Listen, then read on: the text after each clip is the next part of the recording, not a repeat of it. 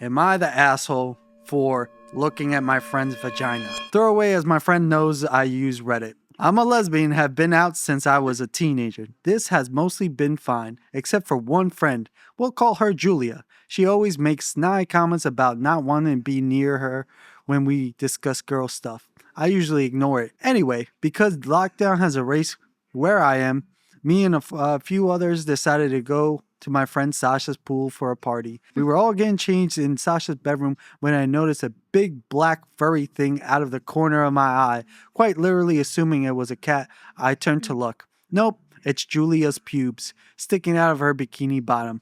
I go over to her and subtly communicate that her literal vagina is hanging out of her bikini. I whisper, "Your pubes are out," and she spins around and calls me a pervert. Not knowing how to react, I just stand there in shock as she berates me for looking at her vagina. I decided that you shouldn't argue with stupid, so I laughed and went out to enjoy the party. A few minutes later, Sasha came out to ask me what happened. I explained the situation with Julia, to which she rolls her eyes and tells me not to worry. The rest of the night was awesome.